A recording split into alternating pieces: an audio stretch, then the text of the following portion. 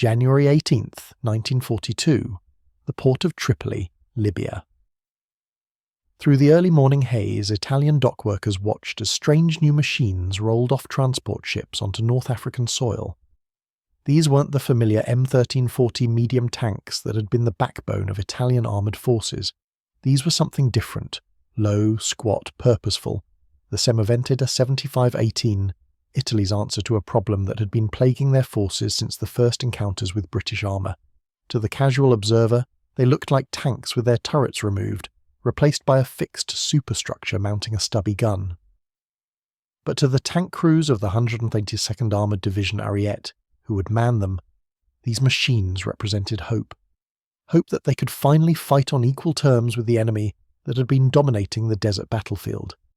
The story of the Semovente begins not in Italy, but in France in May 1940, when an Italian artillery colonel named Sergio Berlès witnessed something that would change Italian armoured doctrine forever.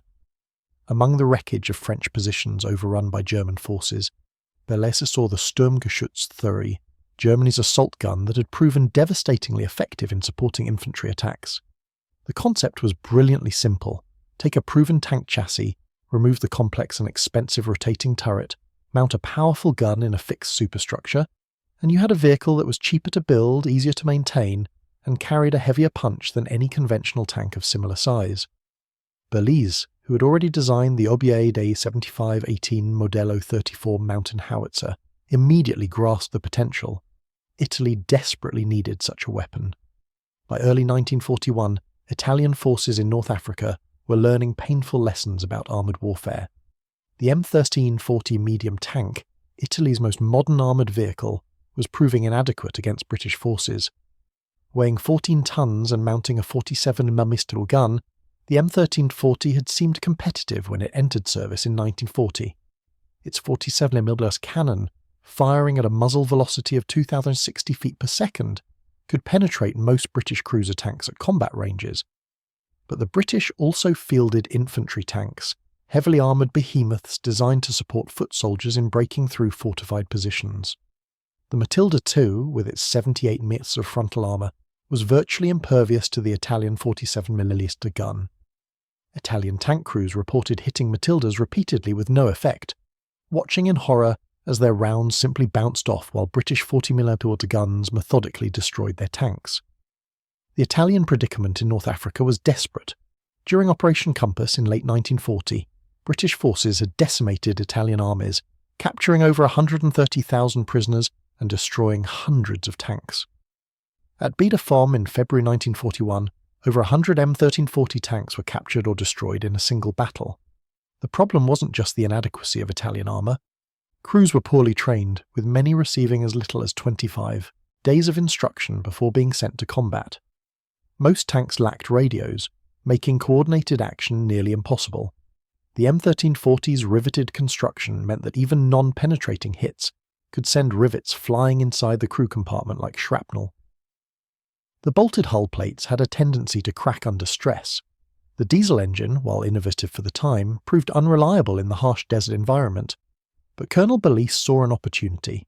The Italian army already had a superb artillery piece, his own 70mm Obier da 7518 Modello 34. This mountain gun had proven itself in Spain and Greece. It was relatively modern, with a muzzle brake and good range. More importantly, it fired a 75mm shell, significantly more powerful than the 40mm guns mounted on Italian tanks. If this weapon could be mounted on the existing M1340 chassis, Italy would have an assault gun capable of supporting infantry and potentially engaging enemy armour. On January 10, 1941, Ansaldo presented a wooden model to Italian army officials. The reaction was immediate and enthusiastic. An order for 30 vehicles was placed on January 16th. The first prototype was ready for testing by February 10th, an astonishingly quick turnaround of just 1 month. The Semovente M40 ad D7518, as it was designated, took the proven M1340 chassis and radically altered the upper hull. The rotating turret was gone, replaced by a low, heavily armoured superstructure. The frontal armour was 50mm thick, significantly better than the M1340's 42mm maximum. The armour was bolted rather than riveted, reducing the spalling problem. The gun itself protruded through a half-ball armoured mantlet that allowed 40 degrees of traverse, enough to engage targets without repositioning the entire vehicle. Elevation ranged from -12 to +22 degrees. The crew was reduced to 3 men, driver, commander who also aimed and fired the gun, and a loader. The commander had the burden of multiple duties, but the elimination of a 4th crew member made the vehicle smaller and harder to hit. The 75mm gun could fire high explosive shells for infantry support, with a maximum range of 7,000 to 7,500 meters, limited by the reduced elevation compared to the towed version. But the real revolution came with ammunition selection. The Semovente could fire effetto pronto rounds, Italy's designation for heat, high-explosive anti-tank ammunition. These 5.2 kilogram shells used shaped charge technology to defeat armour. Unlike conventional armour-piercing rounds that relied on kinetic energy, heat rounds worked through a focused explosive jet that could burn through steel regardless of the projectile's velocity. The effetto pronto round could penetrate 80mm of armour at 500 metres. This meant the Semovente could destroy any British tank in service in 1941, including the heavily armoured Matilda. 44 rounds were carried in the vehicle, with additional ammunition stored in support vehicles or towed trailers. By September 1941, the first Semoventi were ready. 60 had been built on the M3040 chassis. At the Nettunia Training Centre, crews trained on the new vehicles. Benito Mussolini himself inspected them, recognising their importance. 2 groups were formed, the 4th Gruppo commanded by Major Pasqualini and the 6th Gruppo commanded by Captain Villieri. Each Gruppo consisted of 2 batteries with 4 Semoventi each, plus command vehicles and reserves. In early January 1942, these 2 groups boarded transport ships for North Africa. On January 18th they arrived in Tripoli and immediately began the journey east to join the 122nd Armoured Division Ariete at El Agheila. The Ariete Division was one of Italy's premier armoured formations, but it had been mauled repeatedly in fighting against British forces. The division desperately needed weapons that could stand up to British armour. The British 8th Army in early 1942 fielded a formidable array of tanks. The infantry tanks Matilda and Valentine were heavily armoured and nearly invulnerable to Italian guns. The Matilda II weighed 27 tons and boasted 78mm of frontal armour. Its 2-pounder gun, 40mm calibre, was effective against most tanks, but the Matilda's real strength was its imperviousness to enemy fire. Italian and German gunners had learned that only direct hits from heavy artillery, or the famous 80 Airslime flak gun, could reliably penetrate a Matilda's armour. The Valentine, introduced in 1941, was similar but lighter and faster, with up to 60mm of frontal armour. Both tanks moved slowly, around 15 miles per hour maximum, but in the defensive role they were formidable. The British cruiser tanks were faster but more lightly armoured. The Crusader, entering service in mid-1941, could reach 27 miles per hour and was designed for exploitation and pursuit. Early models mounted a 2-pounder gun, later upgraded to a 6-pounder 57mm weapon. But perhaps the most significant development for British forces in early 1942 was the arrival of American-built M3 Grant medium tanks. The Grant was an unusual design, mounting a 75 Velocivasinas gun, in a sponson on the right side of the hull with limited traverse, and a 37mm gun in a fully rotating turret. The tank stood over 10 feet tall and weighed 27 tons, making it a large target. But that 75mm gun changed everything. For the first time, British forces had a tank-mounted weapon that could engage German positions at range and fire high explosive shells effectively.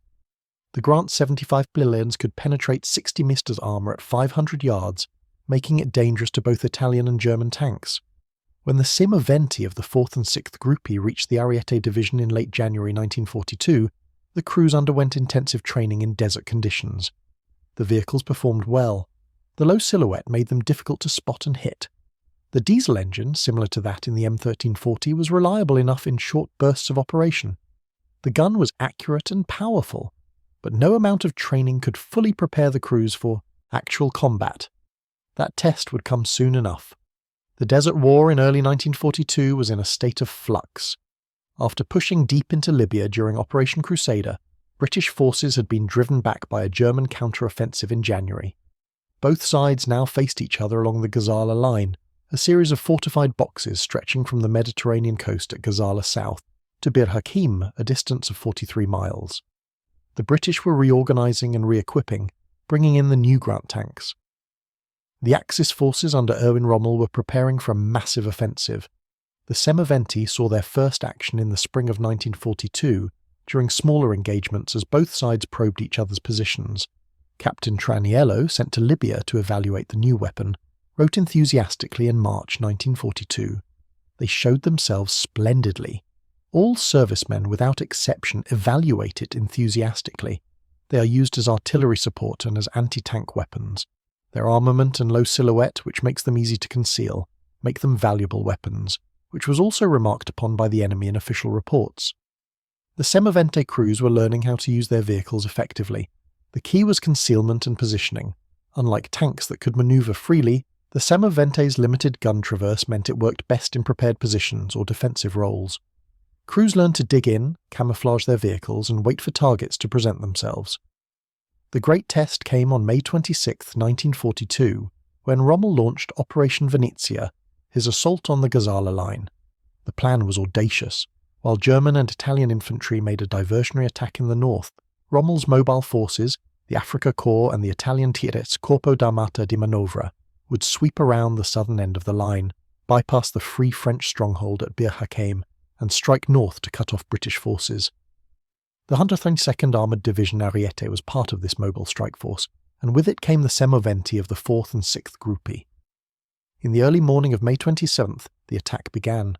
The Italian Ariete Division on the left of the Axis advance encountered the British 3rd Indian Motorised Brigade positioned southeast of Bir Hakeim. The clash was immediate and brutal. Italian M1340 and M1441 medium tanks engaged British positions supported by the Semovente. For the first time, British tank crews faced the 75cm Effetto Pronto rounds. The results shocked them. A Crusader tank hit by a Semovente's heat round erupted in flames. The shaped charge had burned through the armour and ignited ammunition. Another hit disabled a Grant tank, the supposedly invulnerable American vehicle proving vulnerable to the Italian weapon. The Ariete Division's tankers, accustomed to watching their shells bounce harmlessly off British armour, now had weapons that could kill. But the battle was chaotic and costly. The Italian division suffered heavily in the breakthrough, losing 23 tanks in the first. Days fighting, though many were repairable. The Free French at Bir Hakeim put up fierce resistance, and on May 27th alone, the Ariete lost 42 tanks trying to reduce the fortress. By May 28th, Rommel's position was precarious. His forces were trapped between Tobruk, British armoured units, and an extensive minefield to the west. Supplies were running low, fuel was critical, but Rommel, demonstrating the tactical brilliance that earned him the nickname Desert Fox, turned the crisis into opportunity. He established a defensive position backing onto the Allied minefields, creating a strongpoint called the Cauldron. Italian engineers worked frantically to create supply routes through the minefields, and the Semovente dug in around the Cauldron waited for British counterattacks. They came in waves.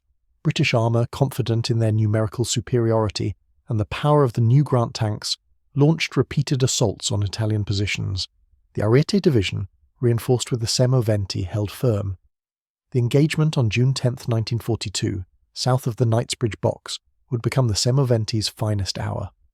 British armour, specifically 30 M3 Grant tanks and 10 M3 Stuart light tanks from the 1st and 6th Royal Tank Regiments, attacked an Italian position held by elements of the Ariete Division.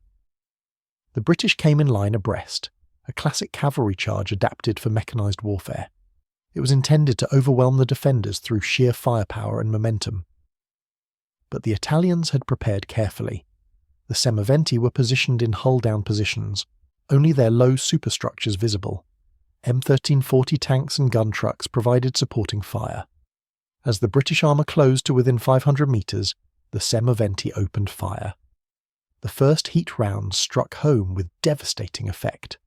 A Grant exploded, its ammunition cooking off in a fireball. A Stuart hit in the side slewed to a stop, smoke pouring from its engine compartment.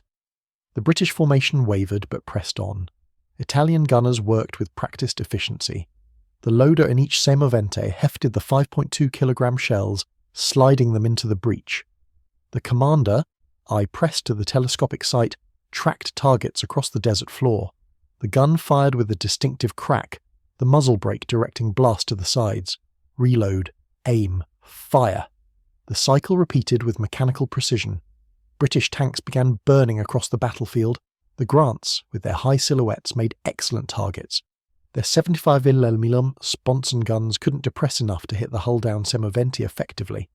The 37mm turret guns lacked the penetration to defeat the Italian vehicle's 50mm frontal armour at range. The battle became a shooting gallery. Stuart light tanks, faster but even more vulnerable, tried to flank the Italian position. They ran into M30-40 tanks and concentrated machine gun fire. Several were knocked out, others damaged. By the end of the engagement, the British had lost 20 tanks, destroyed or disabled. 3 Grants from the 6th Royal Tank Regiment were wrecked, along with 2 Stuarts. The 1st Royal Tank Regiment fared worse, losing 12 Grants and 3 Stuarts. The Italians reported losing only 2 M13-40 tanks and no Semovente. The disparity in losses was staggering and represented a complete reversal of the usual casualty ratios between Italian and British armour. For years, Italian tanks had been mocked as inferior, their crews derided as incompetent. Now, with proper weapons, those same crews had inflicted a crushing defeat on veteran British units. The psychological impact rippled through both armies. British tankers who had grown accustomed to dominating Italian armour now approached engagements with caution. The appearance of the stubby-gunned Italian vehicles in a battle area meant danger. The Semovente's success at Knightsbridge confirmed what Italian engineers and commanders had suspected. The combination of a powerful gun, thick frontal armour, and low profile created a formidable defensive weapon. The heat ammunition was the key technological advantage. Unlike conventional armour-piercing rounds that lost effectiveness at longer ranges, heat rounds maintained their penetration capability regardless of velocity. This meant a Semovente could destroy a Grant tank at 500 metres as easily as at 50 metres, assuming the gunner could aim accurately. The shaped charge technology, focusing explosive energy into a superheated jet of metal, could defeat armour thicknesses far exceeding what the projectile's kinetic energy could penetrate. An 80mm penetration capability meant the Semovente could defeat the frontal armour of any British tank in service in mid-1942. But the Semovente was not without significant limitations. The cramped interior made crew operations difficult. With only 3 men, the commander was overworked, simultaneously directing the vehicle, aiming the gun, and coordinating with other units. The limited gun traverse meant that engaging targets outside a 40-degree arc required repositioning the entire vehicle, a time-consuming process. The M40 variant's engine, the same Fiat Spey unit used in the M1340, produced only 125 horsepower. This gave the 14-ton vehicle a power-to-weight ratio of under 9 horsepower per ton, resulting in a top speed of barely 20 miles per hour on roads, and much less cross-country. In the fluid, fast-moving battles of the Desert War, this lack of speed was a serious handicap. The Semovente excelled in prepared positions but struggled when forced to manoeuvre. Ammunition stowage was another critical problem. The vehicle could carry only 44 rounds internally. In a sustained engagement, this ammunition could be exhausted in minutes. The solution was to pair each battery of Semovente with ammunition carriers, typically trucks or specially modified M1340 command tanks that towed trailers carrying an additional 40 to 66 rounds. But these support vehicles were vulnerable, and their destruction left the Semovente without resupply. In the chaotic conditions of desert warfare, maintaining contact with support vehicles was often difficult. Crews reported having to cease fire despite having targets available because ammunition had run out. The open nature of the fighting compartment, while providing good visibility and ventilation in the desert heat, also exposed the crew to artillery fragments, small arms fire and grenades. A well-placed British 25-pounder artillery shell exploding near a Semovente could wound or kill the crew even without penetrating the armour. Production of the Semovente accelerated through 1942. The M40 variant built on the M1340 chassis was superseded by the M41 variant using the M1441 chassis. The M1441 medium tank had entered service in 1941 with a more powerful engine, the Fiat Spey 15T producing 145 horsepower. This engine was installed in the Semovente M41, increasing speed slightly to around 21 miles per hour. The M41 chassis also featured longer fenders covering the full length of the tracks, providing better protection from mud and dust. Between mid-1941 and November 1942, 162 Semovente M41 were produced. These vehicles were distributed to the Ariete Division and the 133rd Armoured Division Littorio, another premier Italian armoured formation. Additional groups were formed and equipped, expanding the number of Semovente in service to around 30 by the time of the Second Battle of El Alamein in October 1942. The Semovente's impact on British planning was significant. Intelligence reports noted that Italian positions now included tank destroyers with 75 mm guns capable of defeating any British tank. Commanders were instructed to use artillery preparation before assaulting Italian positions, and to avoid the frontal attacks that had proven so costly at Knightsbridge. The British began deploying their own tank destroyers, including Crusader tanks mounting 6-pounder guns, and eventually purpose-built vehicles like the M10 Wolverine. The armoured warfare calculus had changed. No longer could British tankers assume superiority when facing Italian units. But despite the Semovente's effectiveness, it could not alter the strategic situation. The numbers were simply too small. With only about 30 Semovente available at El Alamein compared to over 1,000 British tanks, the Italian vehicles could achieve local tactical successes, but couldn't change the overall balance. The Second Battle of El Alamein, beginning October 23, 1942, marked the beginning of the end for Axis forces in North Africa. British General Bernard Montgomery had amassed overwhelming force, 1,029 tanks including 246 Grants and 285 of the new M4 Sherman tanks. The Axis could field only 489 tanks, and many of these were obsolete Italian M13-40s and M14-41s.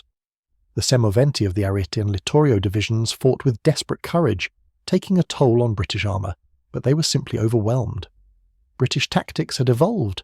Artillery bombardments preceded armoured attacks, suppressing the dug-in Italian guns. Flanking manoeuvres forced the Semovente to reposition, exposing them to British fire. The combination of numerical superiority and tactical sophistication proved unstoppable. By November 4th, the Ariete Division had been destroyed as a fighting force. The division's last radio transmission, sent as British tanks overran their positions, was poignant in its simplicity. Enemy tanks penetrated south of Ariete. Ariete now surrounded, location 5 kilometers northwest of Bir el Abd, tanks and trucks burning, position desperate. The Semovente that survived El Alamein retreated with the remnants of Axis forces into Tunisia. Here, the nature of the fighting changed. The mountainous and hilly terrain of Tunisia was very different from the open desert. The Semovente's defensive strengths, its low profile and powerful gun, remained valuable, but the lack of mobility became even more problematic. Roads in the hills were narrow and winding. Positioning the vehicles for effective fields of fire was difficult. Allied air superiority meant that any movement during daylight hours invited attack by fighter bombers. The Semovente were increasingly used in static defensive positions, essentially functioning as fortified anti-tank guns rather than mobile assault weapons. Production continued in Italy with a new variant, the Semovente M42, based on the M1542 tank chassis.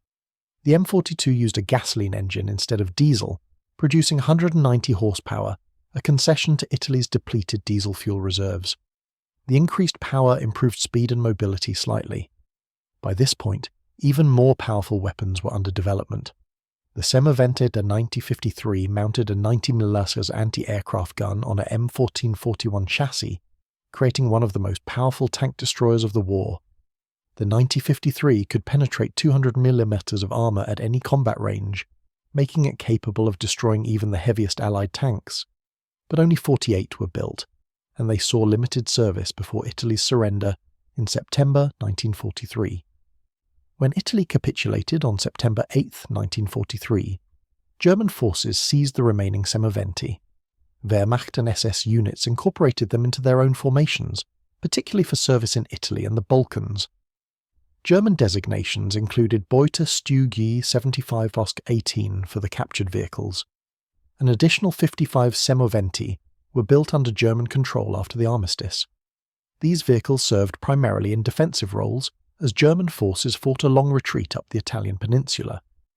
In the mountainous terrain of Italy, the Semovente's limitations became critical. The narrow mountain roads made manoeuvre difficult. The lack of a rotating turret meant that defending against attacks from multiple directions was nearly impossible. The story of Allied tankers facing the Semovente reveals the fear these vehicles inspired.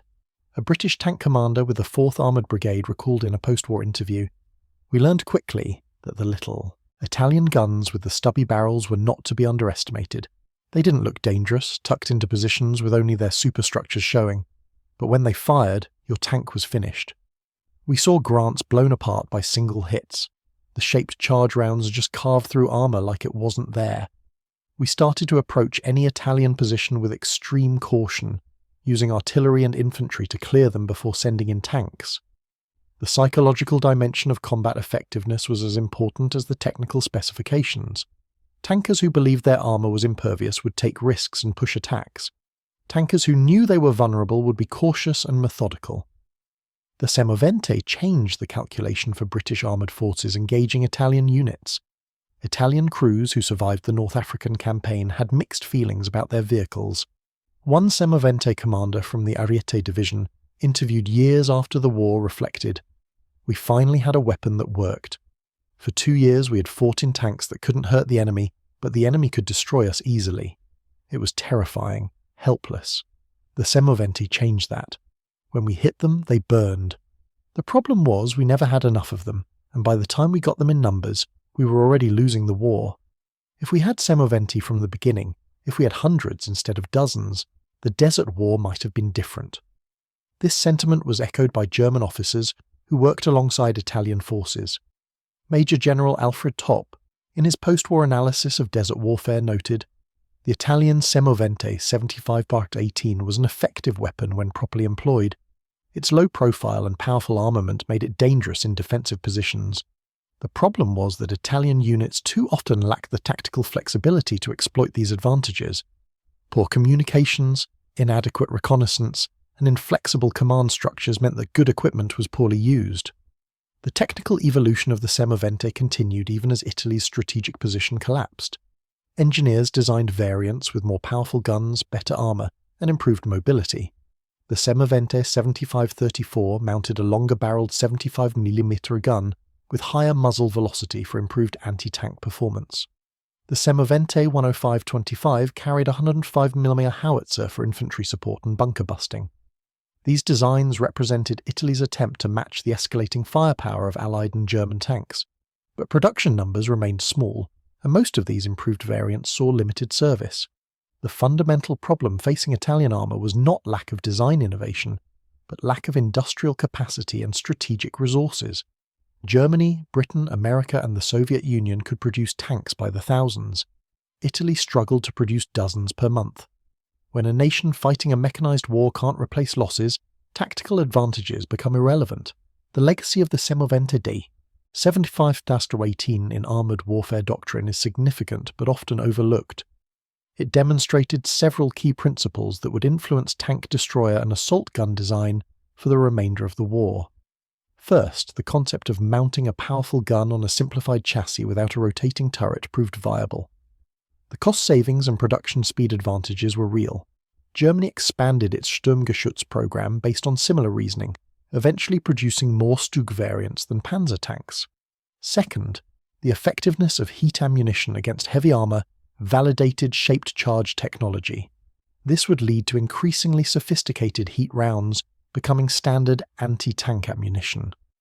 Third, the importance of low silhouette in armoured vehicles became clear.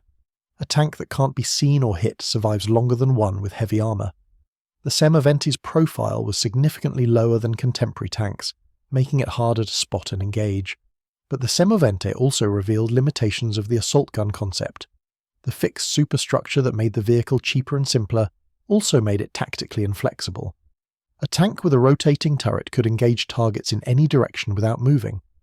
An assault gun had to reposition, exposing itself to fire and breaking camouflage.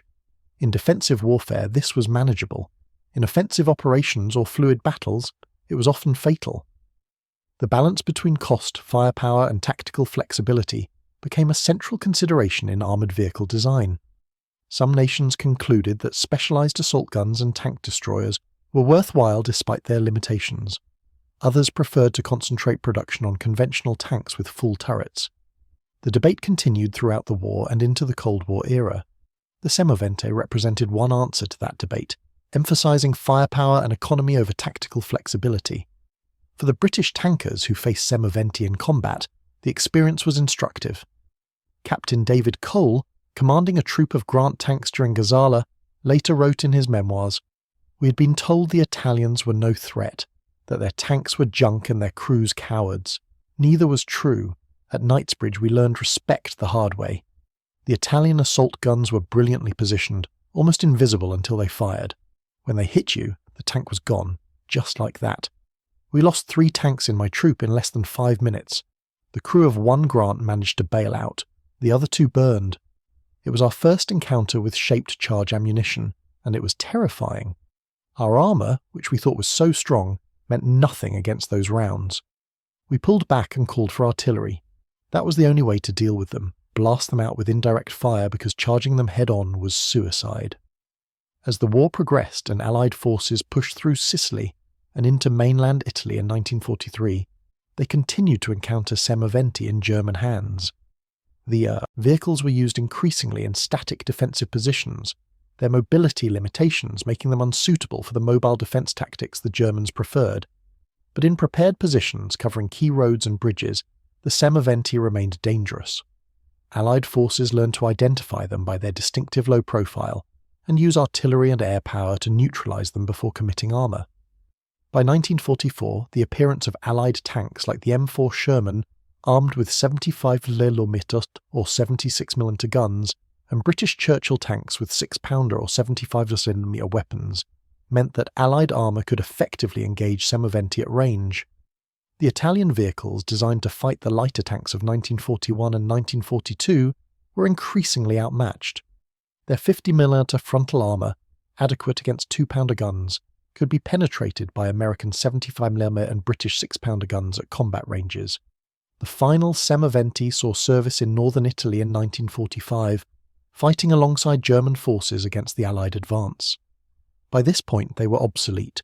Museum pieces pressed into service because nothing else was available. German units used them primarily as improvised pillboxes, positioned to cover approach routes and then abandoned when Allied forces brought up overwhelming firepower. A few survived the war and were captured intact by Allied forces. These vehicles were studied extensively by intelligence officers and engineers seeking to understand Italian design philosophy and manufacturing techniques. The conclusion was generally favourable. The Semovente was recognised as a well-designed vehicle that effectively met its intended role within the constraints of Italian industrial capacity. If Italy had been able to produce them in large numbers earlier in the war, the North African campaign might have taken a different course. In the decades after the war, a few Semovente survived in museums and private collections. These machines stand as testament to Italian engineering ingenuity and the courage of the crews who fought in them. The vehicles look small and crude compared to modern armoured fighting vehicles, but in their time they represented a significant technological achievement. Walking around a preserved Semovente, one is struck by how compact it is. The fighting compartment is cramped, barely enough room for 3 men and the ammunition. The gun, that stubby 75mm howitzer, seems almost toy-like. But this was the weapon that destroyed dozens of British tanks, that made Allied commanders rethink their tactics, that earned the respect and fear of veterans who faced it in combat. The low profile that seems so small in a museum was the difference between being spotted at 1,000 metres or 500 metres on a desert battlefield, often the difference between life and death. The story of the Semovente is ultimately a story of too little, too late. By the time Italian industry was producing these vehicles in meaningful numbers, Italy's strategic position was already hopeless. The first Semovente arrived in North Africa in January 1942. By November 1942, El Alamein had been lost and the Axis was in full retreat. The vehicle's moment of peak effectiveness, from June to October 1942, represented a brief window when Italian armour could fight on roughly equal terms with British forces. But that window closed quickly as Allied numbers and technology advanced. By mid-1943, with the introduction of more heavily armed and armoured Allied tanks, the Semovente's advantages had largely disappeared. Yet the psychological impact remained. British and American tankers who fought in North Africa carried memories of the Italian assault guns for the rest of their lives. In reunions and memoirs, they spoke of the Semovente with respect, recognizing them as formidable weapons in the hands of skilled crews. The Italian tankers who manned the Semovente paid a terrible price. The casualty rates in armoured warfare were horrific. A tank or assault gun that was hit had perhaps a 50% chance of catching fire. Crews had seconds to escape before ammunition exploded or fuel ignited. Many didn't make it. The roll call of the Ariete Division tells the story. The division that fought from 1941 to 1942 in North Africa was essentially destroyed at El Alamein. Of the Semovente crews that arrived in Libya in January 1942, few survived to see Italy surrender in September 1943. They fought in a losing cause with inadequate support against an enemy with superior numbers and resources. But they fought with skill and courage, earning the respect of their adversaries. One British officer, asked after the war about Italian armoured forces, said simply, "They had bad tanks and good guns. The Semovente was one of the good ones. We were always glad when we didn't have to face them." The technical specifications tell part of the story. The Semovente M41 Day 75-18 weighed 14.5 tons. It was 5 metres long, 2.2 metres wide, and just 1.85 metres tall. The 145 horsepower Fiat diesel engine gave it a top speed of 33 km per hour on roads, much less cross-country. Armour ranged from 50mm at the front to 25mm on the sides and rear. The 75 Nino Bissei del 75-18 Modello 35 gun could fire heat, high explosive and armour-piercing rounds at a rate of about 6 to 8 rounds per minute, depending on crew efficiency. With a trained crew, 44 rounds of internal ammunition could be expended in perhaps 6 minutes of sustained firing. The gun's 40-degree traverse arc meant targets had to be within a 20-degree cone, either side of the vehicle's centerline. But statistics and specifications don't capture what it was like to crew one of these vehicles in combat. The heat inside the fighting compartment in the North African summer was overwhelming, temperatures reaching 50 degrees Celsius. Crews wore minimal clothing and drank enormous amounts of water. The noise when the gun fired in the enclosed space was deafening despite hearing protection. The blast concussion felt like being punched in the chest. The smell of burned propellant filled the compartment, mixing with the odour of oil, diesel fuel and human sweat. In combat, the commander would be tracking targets through the gun sight, shouting corrections to the driver to adjust the vehicle's position. The loader would be wresting heavy shells from the racks, the brass cartridge cases clattering as they were extracted and discarded. The driver, unable to see targets or understand the tactical situation, had to respond instantly to commands, backing up, pivoting, moving forward, all while avoiding obstacles and maintaining some semblance of cover. This was the reality of armoured warfare, controlled chaos where mistakes were measured in lives. When a Semovente was hit by return fire, the crew had to make split-second decisions. If the vehicle was burning, immediate evacuation was essential. If it was simply damaged, staying to continue fighting might be the best option. British tankers in their Grants and Crusaders and Shermans had similar experiences, the same fear, the same adrenaline, the same desperate desire to survive. The mutual respect that developed between adversaries was based on shared understanding of what combat was really like. After the war, when veterans met, they recognized in each other the experiences that civilians could never truly understand. The Semovente crews and the British tankers they fought against could discuss their battles with a frankness and honesty that would have been impossible during the conflict. They could acknowledge each other's skill and courage without the propaganda and nationalism that had driven them to try to kill each other. In these conversations, the Semovente was always remembered as a formidable weapon. Not as good as the German Panthers or Tigers that would appear later, not as versatile as the American Shermans or British Churchills, but within its limitations, effective and dangerous. The Semovente Day 75-18 entered service as Italy's attempt to level the armoured battlefield. It succeeded tactically but failed strategically because there were never enough of them, and they arrived too late to change Italy's trajectory in the war. The first encounters with British armour in 1942 showed what the vehicle could do. At Gazala, at Knightsbridge, in dozens of smaller engagements, Semovente destroyed British tanks and earned the respect of their crews. But by 1943, the tide had turned. Superior Allied numbers, better logistics, improved tactics, and more powerful weapons overwhelmed Italian forces. The Semovente, like Italy itself, fought bravely in a hopeless cause. Today the few surviving examples sit in museums, silent witnesses to a conflict that reshaped the world. They represent Italian ingenuity and determination, the courage of the men who fought in them, and the brutal mathematics of industrial warfare where quality without quantity is never enough. The development of improved Semovente variants reflected Italy's desperate attempt to keep pace with Allied technological advances. By late 1942, Italian engineers recognized that the 75-18's short-barreled howitzer, while effective with heat ammunition, lacked the velocity for long-range anti-tank work. The solution was the Semovente da 75-34, mounting a longer 75 mm gun with a barrel length of 34 calibers instead of 18. This weapon, derived from the 75-32 anti-aircraft gun, could fire armor-piercing rounds at 2,000 feet per second, nearly double the 75-18's velocity. The increased muzzle velocity meant that conventional armor-piercing ammunition became viable, reducing dependence on the expensive and complex heat rounds. Penetration performance improved dramatically, with the 75-34 capable of defeating 70 mm of armor at 1,000 meters using standard armor-piercing shot. The first prototype Semovente 75-34 was completed in March 1943, built on the M43 chassis.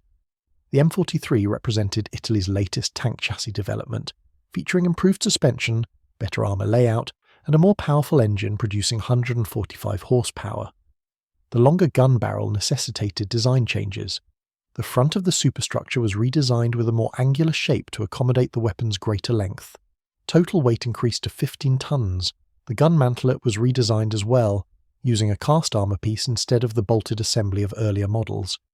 This improved protection and simplified manufacturing, but production delays plagued the 75-34 program. The first vehicles didn't reach units until May 1943, and by September, when Italy surrendered, only about 90 had been completed.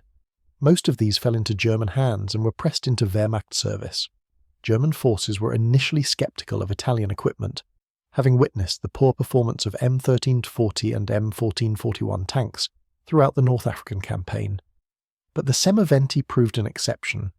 German tank destroyer and assault gun units that received captured Italian vehicles reported favourably on their capabilities.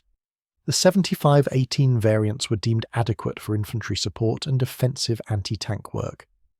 The 75-34 variants were considered comparable to early model Stu-G3 assault guns, though less mobile and with thinner side armour. Wehrmacht maintenance personnel appreciated the Semovente's mechanical simplicity. The Fiat diesel engine, while underpowered, was reliable and easy to maintain. The suspension, using vertical coil springs, was robust and required minimal adjustment. The main complaints centred on the cramped fighting compartment and the vehicle's limited speed. German crews, accustomed to the faster and more powerful Stuggy III and Panzerjäger variants, found the Semovente sluggish. In German service, the Semovente saw action in Italy, the Balkans, and even on the Eastern Front in small numbers. The mountainous terrain of Italy actually suited the vehicles well.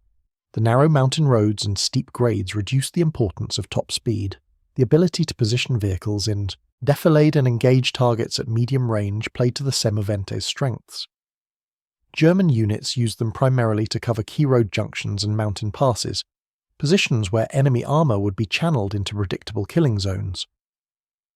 A Semovente positioned on a mountainside overlooking a valley road could dominate that approach for miles. The low silhouette made them difficult to spot against rocky backgrounds.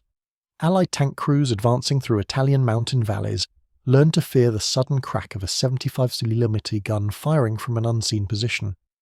The most powerful Semovente variant was the 90-53, mounting the formidable 90mm anti-aircraft gun.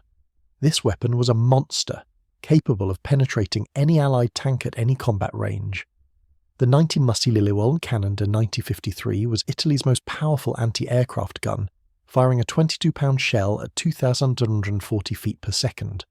When aimed horizontally at tanks instead of vertically at aircraft, it could defeat 150 meters of armour at 1,000 meters. This made it theoretically capable of destroying even the German Tiger tank, though no such encounters occurred.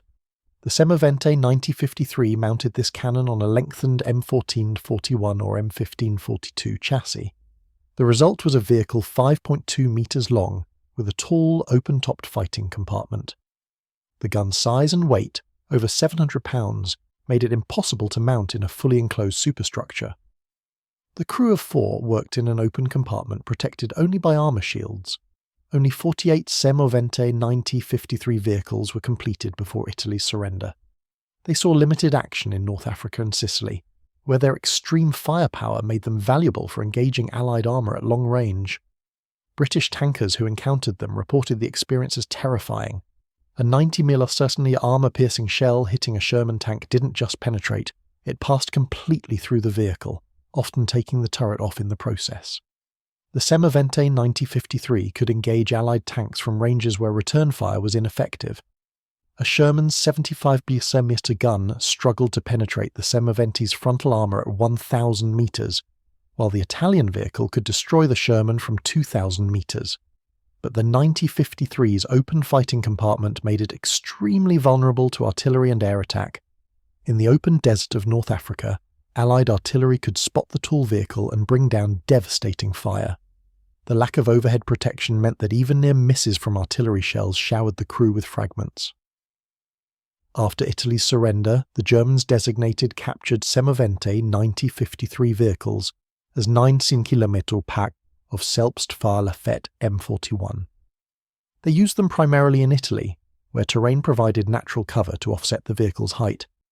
Several were assigned to heavy tank destroyer battalions alongside German Nashorn and Elephant tank destroyers. In these units, the Italian vehicles performed adequately, though crews preferred the better protected German equipment. The 9053's ammunition capacity was only 6 rounds carried internally, a crippling limitation that required constant resupply from support vehicles. In sustained combat, this meant the vehicle might fire its entire load in less than 2 minutes, then become useless until ammunition arrived. German doctrine addressed this by keeping 9053 vehicles well back from the front line, positioned as long-range snipers rather than frontline fighters. Meanwhile, Semovente production continued in northern Italy, under German supervision after September 1943. The puppet Italian Social Republic, Mussolini's rump state in German-occupied Italy, maintained some industrial production, including limited armoured vehicle manufacturing. An additional 55 Semovente 7534 were completed between late 1943 and early 1945, along with small numbers of other variants. These vehicles were issued to German units or to the few Italian fascist divisions that fought alongside German forces. The quality of these late-war vehicles was variable. Shortages of materials meant that some components were manufactured from substitute alloys. Armour plate quality declined as high-grade steel became unavailable. Engines were increasingly built from salvaged parts. But the vehicles still functioned and still posed a threat to Allied armour. The Allied advance up the Italian peninsula from September 1943 through May 1945 saw continuous encounters with Semovente in German or Italian fascist hands. The slow, grinding nature of the Italian campaign, where each riverline and mountain ridge was contested, suited the Semovente's defensive capabilities. At Monte Cassino, along the Gothic Line, in the Po Valley, these vehicles fought desperate rearguard actions. Allied forces developed specific tactics for dealing with them. Artillery was the preferred solution, using forward observers to direct fire onto suspected Semovente positions. Tank destroyers like the M10 Wolverine and M18 Hellcat, with their powerful 76mm and 90mm guns, could engage at ranges where the Semovente's 75mm weapons were less effective. Close air support proved devastatingly effective. The P-47 Thunderbolts and P-51 Mustangs that dominated Italian skies could spot the low-profile vehicles from above and attack with rockets and bombs. The crew experience in late-war Semovente was grim. By 1944, most experienced Italian tankers were dead, captured, or had switched sides to fight with the Allies. The crews manning German-controlled Semovente were often young conscripts, with minimal training. Fuel shortages meant that driver training was drastically reduced. Some drivers received less than 20 hours of actual driving practice before being sent to combat. Ammunition shortages meant that gunners fired only a handful of practice rounds before facing enemy tanks. The results were predictable. Inexperienced crews made mistakes that veterans would never commit. They positioned vehicles poorly, silhouetting themselves against skylines. They fired too soon, revealing their positions. Before targets were in effective range, they panicked when under fire, abandoning serviceable vehicles that could have continued fighting. The technological advantages the Semovente had enjoyed in 1942 were meaningless when crewed by untrained teenagers facing veteran Allied tankers. Yet even in defeat, individual actions demonstrated what the Semovente could achieve. In January 1945, during the German winter offensive in the Ardennes, several Semovente 75-34 vehicles attached to the 26th Panzer Division fought a rearguard action near Houffalize in Belgium. American tank destroyers from the 705th Tank Destroyer Battalion, equipped with M18 Hellcats, engaged the Italian vehicles at long range. The Hellcat's 76 mm gun could penetrate the Semovente's armour from 500 yards, but in the confused fighting through snow-covered forests, ranges were often much closer. One Semovente crew, positioned in a copse of trees overlooking a road junction, destroyed 2 M18 Hellcats before being knocked out by a third. The Italian gun's heat ammunition proved as deadly in 1945 as it had been in 1942. The difference was that by 1945, isolated successes couldn't influence the strategic situation. For every Semovente that scored kills, dozens were destroyed or abandoned. The final combat use of Semovente occurred in April 1945 during the German collapse in Italy.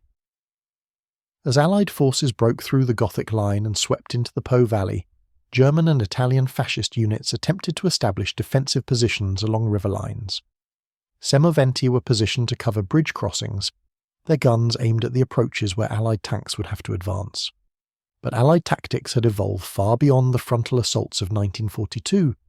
Artillery plastered suspected positions. Airstrikes destroyed anything that moved.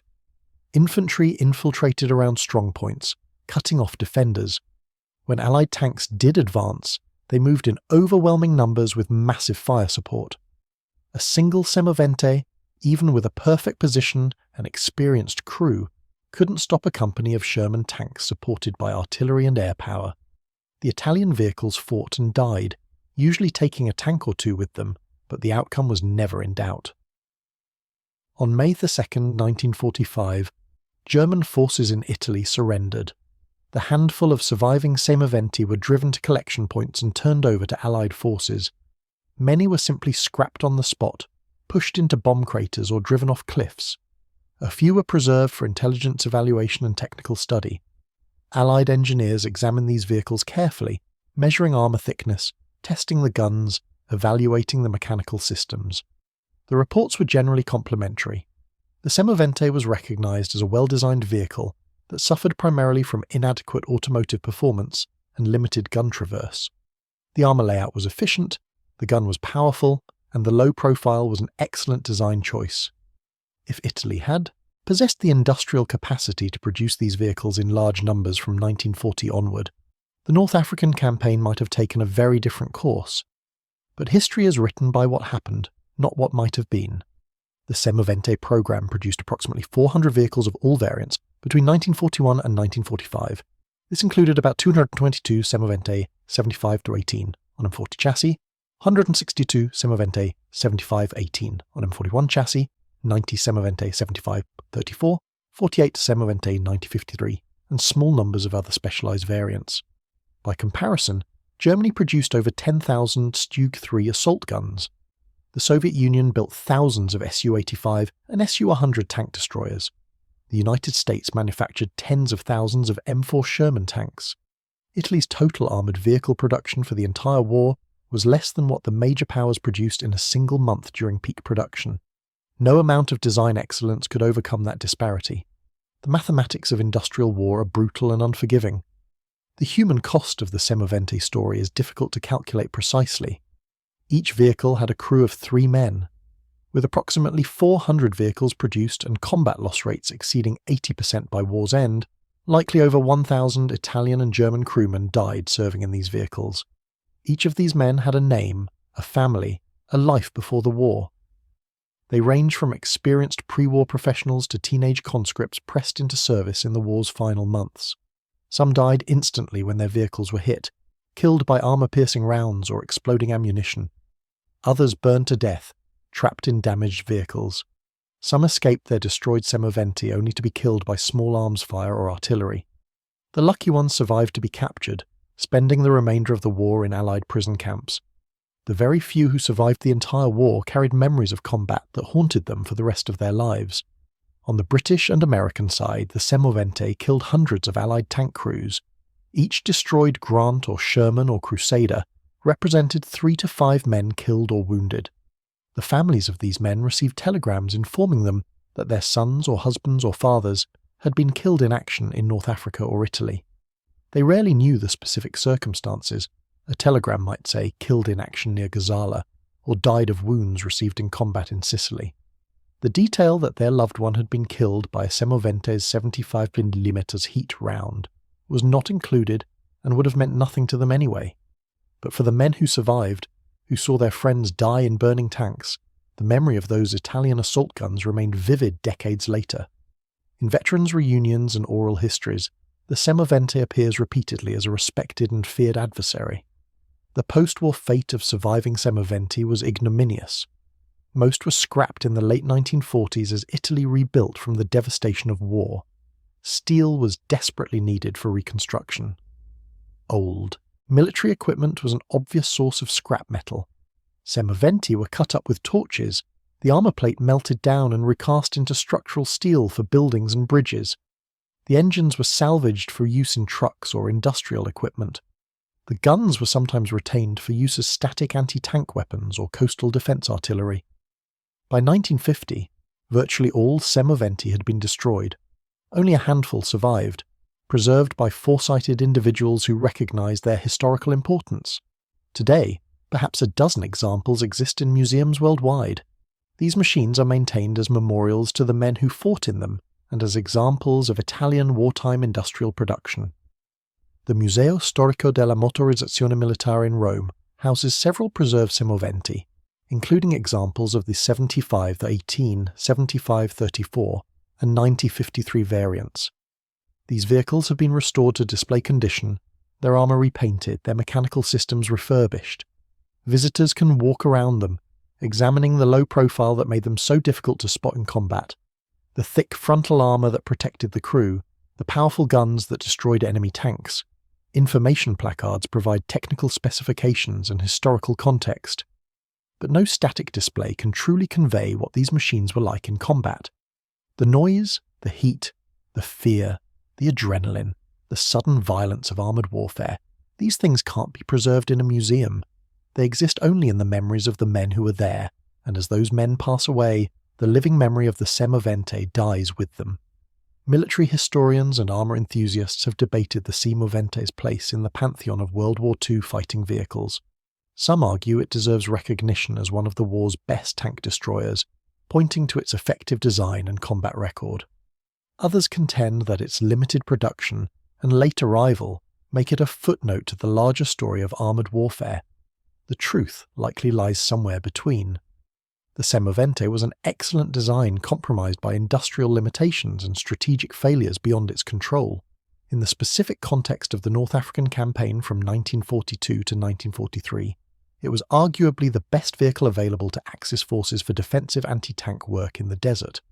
Its combination of firepower, armour and low profile made it ideal for the conditions. But by 1944, improved Allied tanks and overwhelming numerical superiority had rendered its advantages moot. Comparing the Semovente to its contemporaries provides useful context.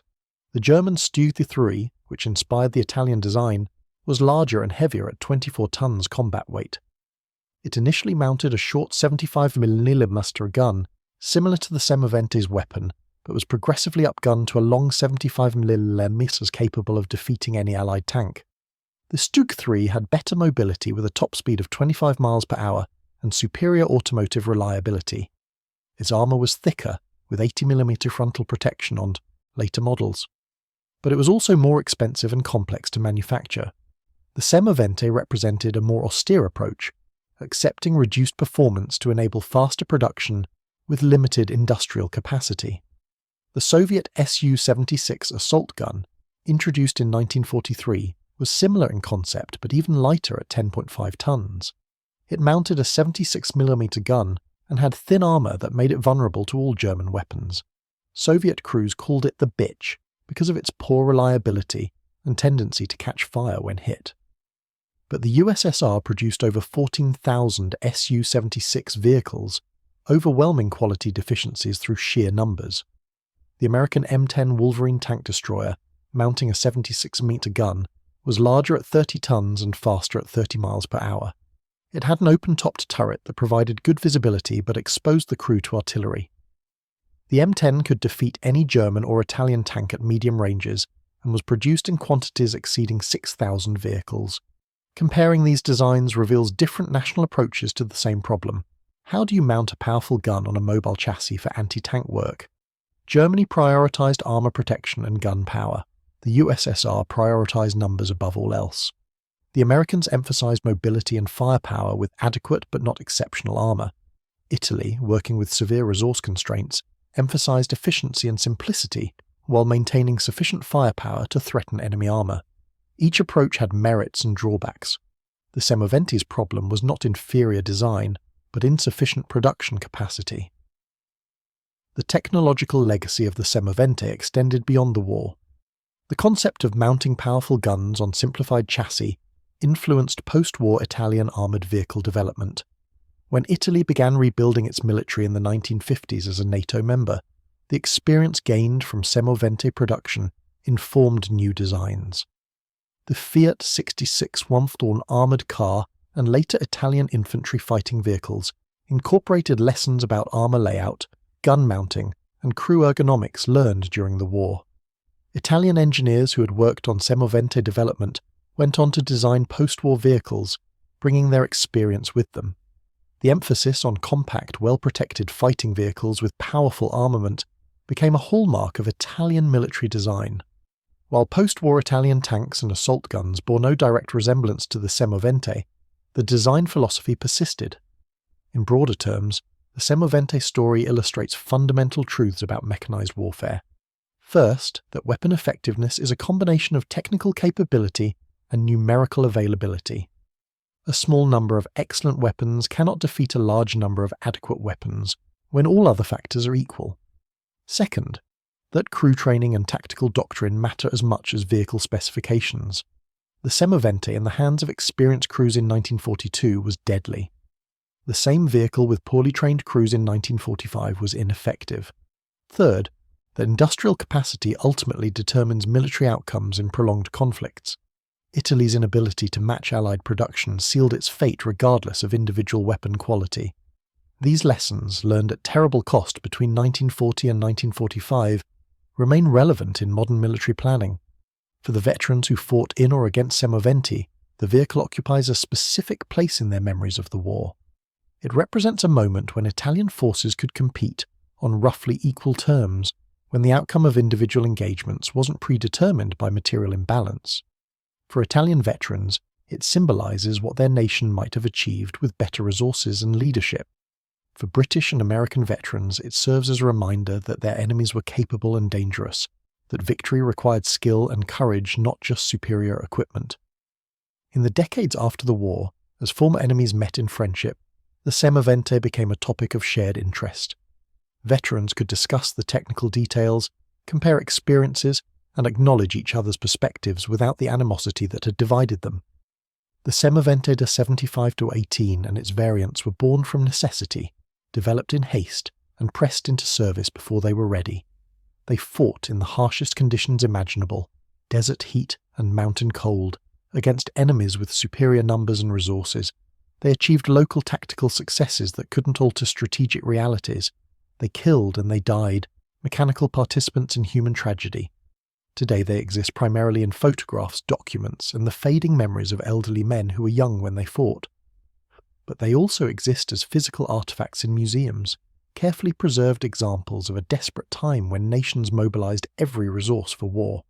These silent machines speak to those willing to listen, telling stories of engineering ingenuity, industrial limitation, tactical evolution, and human courage. They remind us that war is ultimately about people, not machines. The Semovente was just a vehicle, steel and fuel and ammunition.